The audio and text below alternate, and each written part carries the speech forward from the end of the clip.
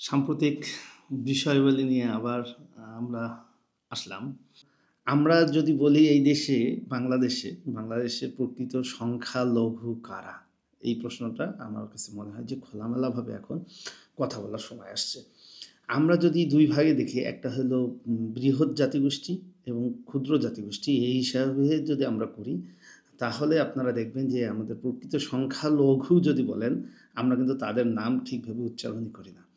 যেমন বাংলাদেশে খুব ছোট একটা জাতিগোষ্ঠী আছে চাক। তাদের কথা আমরা বলি না। আমরা সমতলের আদিবাসী যদি বলি, আমরা ওরাওদের কথা বলি না। মুরিয়ারি, পাহান বা অন্যান্য যারা আছে, খাসিয়ারা আছেন, চিটাগং হিল ট্র্যাক্সে যদি বলি, একেবারেই ছোট জাতিগোষ্ঠীগুলো যদি ধরি, খিয়াং, খুমি, মোরো, ত্রিপুরা। ত্রিপুরা তো মোটামুটি একটু জাতিগোষ্ঠী আছে, একটু বড় সংখ্যায় আছে। আমরা কিন্তু চাকমা, মারমা সবাই আছে।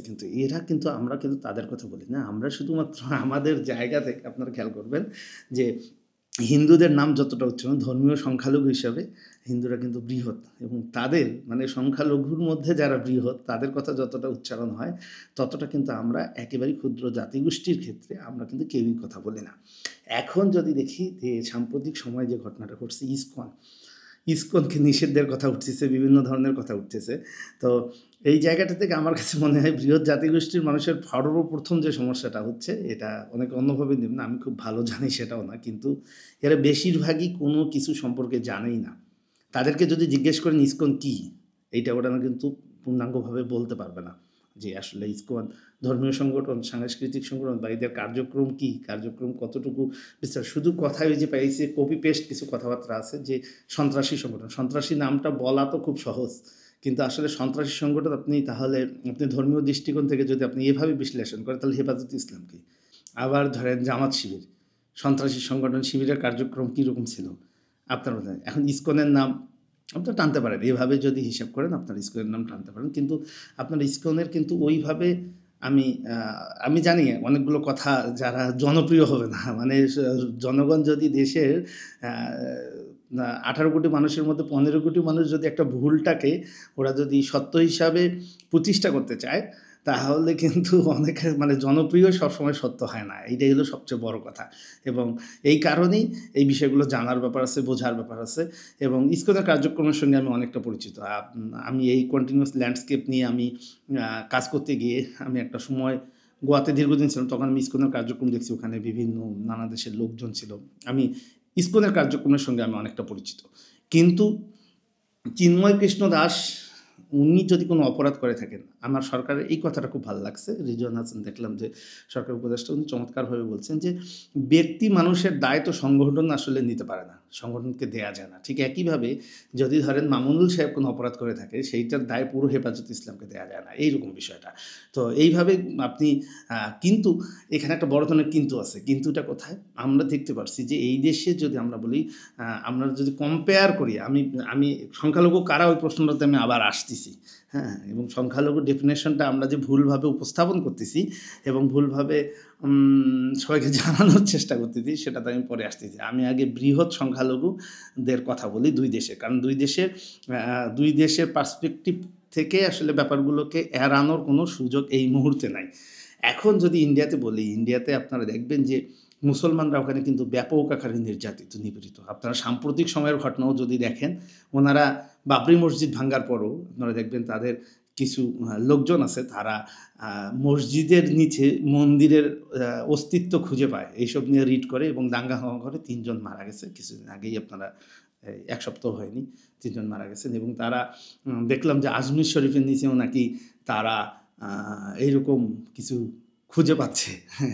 মন্দিরের অস্তিত্ব বা এইসব করে কী করবে? ধর্মীয় উপাসনালয় ভাঙ্গার একটা চেষ্টা করবে। এটা নিয়েও আমরা দেখি যে বাংলাদেশের এই যে সংখ্যালঘু যারা বলতেছে নিজেদের ভিকটিম দাবি করতেছেন, কিন্তু সবাই করতেছেন না। মানে ইসকনের দিক থেকে আরকি তারা যে ভিকটিম দাবি করতেছেন, বাংলাদেশের সংখ্যালঘুরা নির্যাতিত। বাংলাদেশের যে পরিমাণ সংখ্যালঘু যদি হিন্দু জাতিগোষ্ঠী ধরি, যে পরিমাণ নির্যাতিত হয় তার চেয়ে বেশি। আমি এই প্রসঙ্গে আমি একটা দিয়ে একটা দোষ থাকতে চাচ্ছি না। কিন্তু পরিসংখ্যানটা যেহেতু কথা উঠছে, পাবলিক পারসেপশনটা কী আছে আমি এই জায়গাটা থেকে ক্লিয়ার করতেছি। বাংলাদেশের চেয়ে অনেক বেশি সংখ্যালঘু নির্যাতনের ঘটনা ভারতে। তারা কিন্তু এটা নিয়ে মুখ খোলেন না। তারা কিন্তু এটা নিয়ে শব্দ উচ্চারণ করেন না। এই হলো ব্যাপার। তবে চিন্ময় কৃষ্ণ দাস উনি যদি অপরাধী হয়ে থাকেন, ওনার অবশ্যই অপরাধ আছে, এর আগেও অনেকগুলো অপরাধ আছে, ওনার রাষ্ট্রদ্রোহী অনেকগুলো। আমার কাছে ওনার যে এই যেভাবে উনি জমায়েত করা শুরু করছেন চিটাগংয়ে, রংপুরে, এটা এটা আমার কাছে মনে হয়েছে এটা উদ্দেশ্য প্রণোদিত এবং হাসিনা ফ্যাসিস্ট সরকারকে আবার পুনর্বাসন করার একটা প্রক্রিয়ার এটা একটা অংশ সরকারের। এটা আমার মনে হচ্ছে এটা সরকারের উচিত কি, সরকারের উচিত কিন্তু এটাকে সঠিকভাবে তদন্ত করা এবং উনি যদি দোষী হন ওনার কিন্তু বিচারের ব্যবস্থা করা এবং এটা নিয়ে ওনাকে জিজ্ঞাসাবাদ করা এবং ওনার কাছ থেকে প্রকৃত তথ্যটা বের করে আনা, এবং আমার কাছে মনে হয় যে এটাই উচিত। এখন এইটার পরিপ্রেক্ষিতে উনি কী করলেন, উনি করলেন যে সাধারণ হিন্দু সমাজের মধ্যে একটা উত্তেজনা তৈরি করে উনি কিন্তু লাখ লাখ লাখ লাখ লোককে কিন্তু জমায়েত করলেন। জমায়েত করার পর যেটা ঘটলো আমরা চট্টগ্রামে দেখতে পারলাম যে একজন আইনজীবীকে কুপায় মারা হয়েছে। এখন এই জায়গাটায় এই আইনজীবীর যে মৃত্যুর ঘটনাটা, এই ঘটনাটা সহজভাবে দেখার কোনো অবকাশ নেই, কোনো অবকাশ নেই। এবং এই ঘটনাটা যারা প্রোগ্রাম ডাকছেন তাদের এই দায়িত্বটা নিতে হবে, তাদের উপর দায়িত্ব বর্তায় না বললে আসলে এটা ভুল হবে। কারণ প্রোগ্রাম আমি ডাকছি, আমি যদি দেখি লক্ষ লক্ষ আমি যদি জমায়েত করি, ওখানে যদি কারণ মৃত্যু ঘটে তাহলে এটার জন্য দায়িত্ব আমাকে নিতেই হবে। এই জায়গাগুলো পরিষ্কার করা খুবই দরকার এবং এই হত্যাকাণ্ডে যেহেতু আদালত চত্বরে ঘটনা ঘটছে, এটা সিসিটিভি ফুটেজ দেখে এবং এটা প্রকৃত অপরাধীকে আসলে খুঁজে বের করা খুবই দরকার। কিন্তু এইটার কারণে কী হবে, একটা সংগঠনকে কি আপনি নিষিদ্ধ করতে পারেন রাতারাতি? অবশ্যই না। এবং আমি এই ক্ষেত্রে আমি সংগঠন নিষিদ্ধের বিপক্ষে। এখন আসেন প্রকৃত সংখ্যালঘু এই দেশে কারা? হিন্দুরা কি এই দেশে প্রকৃত সংখ্যালঘু? অবশ্যই না। এই দেশে প্রকৃত সংখ্যালঘু যতই বলেন তারা কিন্তু নির্যাতিত নিপীড়িত ওই অবস্থায় আছে। আপনার বাঙালি বাদে আরও যে ৪৫টা জাতিগোষ্ঠীর মানুষ বসবাস করে তারা কোথায় যাবে? এরা তো কথায় কথায় ভারতকে টানতেছে বা একে টানতেছে ওকে টানতেছে, বা যারা হুজুরপন্থী আছে তারা পাকিস্তানকে টানতেছে। বিষয়গুলো তো এরকমই হয়, পাকিস্তানপন্থী ভারতপন্থী। কিন্তু ভাই বাংলাদেশপন্থী লোক এখানে কোথায়?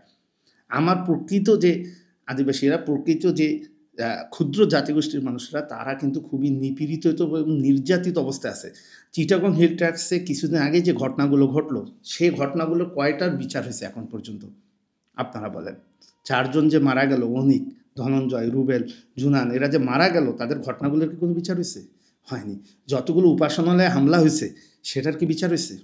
সেটার বিচার কিন্তু আমরা এখনও কিন্তু ওভাবে দেখতে পাচ্ছি না। আমরা কিন্তু এখন পর্যন্ত দেখতে পাচ্ছি না যে তাদেরকে বিচারের আওতায় নিয়ে আসা হয়েছে। যে পরিমাণ যে পরিমাণ দীঘিনালাতে, খাগড়াছড়িতে, রাঙ্গামাটিতে যে পরিমাণ ধ্বংসযজ্ঞ চালানো হয়েছে সেটা যারা চালাইছে সিসিটিভি ফুটেজ দেখে সেই মানুষগুলোকে তো চিহ্নিত করা গেছে। সেই মানুষগুলোকে কেন বিচারের আওতায় নিয়ে আসা হচ্ছে না? কেন? কার মদদে আনা হচ্ছে না?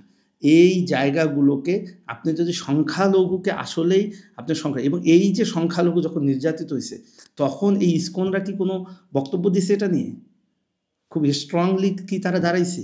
তারা কিন্তু দাঁড়ায়নি। তারা বৃহৎ এই যে যেমন এই দেশের বৃহৎ জাতিগোষ্ঠীর মানুষের একটা বড় দায় আছে, তারা নিজেদের কথা ছাড়া তারা নিজেদের মতো করে অন্য ধর্মকে বিশ্লেষণ করার চিন্তা করেন। এইটা হলো সবচেয়ে জঘন্যতম অপরাধ। আপনার ধর্ম আপনার কাছে, তার ধর্ম তার কাছে। আপনি কেন আপনি তাকে ডিসিশন দেয়ার কে? সে যত ছোট জাতিগোষ্ঠী হোক। আপনার মতো করে আপনি সেকে তার মতো করে তার জীবনযাপন, তার ধর্ম পালন প্রতিটা তার নিজের মতো করে করার অধিকার আছে।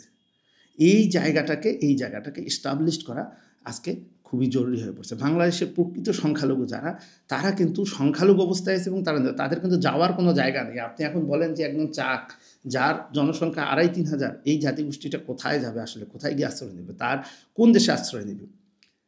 এইদিকে আমাদের এই যে দিনাজপুর অঞ্চল বা আমাদের রংপুর অঞ্চলে করা একটা আদিবাসী জাতিগোষ্ঠী আছে। কালকেও আমি আমাদের জাহাঙ্গীরনগরের সম্মিলিত সাংস্কৃতিক জোট যারা আছেন তাদের সঙ্গে আমার খুবই ভালো একটা বন্ধুত্ব, বা আমার ছোটো ভাইরা, তাদের সঙ্গে আমরা এই আলোচনাটা করতেছিলাম লাস্টে যে হ্যাঁ, এখানকার কড়া সম্প্রদায়ের মানুষরা খুবই নির্যাতিত নিপীড়িত অবস্থায় আছে, তারা যাবে কোথায়? কালকে আমাকে অর্পণই বলল এই ব্যাপারগুলো। কালকে আমার সঙ্গে স্মরণের সঙ্গে অর্পণের সঙ্গে জাহাঙ্গীরনগরের কথা হলো, তারাও কিন্তু এই কথাগুলোই বললো এবং আমরা দীর্ঘক্ষণ এই জিনিসগুলো আলোচনা করছি যে আসলে আমরা যে কারণে আমরা আন্দোলনটা করছি, যে জায়গাটায় আমরা আসছি, সেটা আমরা প্রতিফলন তাদের কাজে কোথায় দেখতে পাচ্ছি? আজকে আমার দেশের সংখ্যালঘু জাতিগোষ্ঠীর মানুষরা এত খারাপ অবস্থায় থাকবে কেন?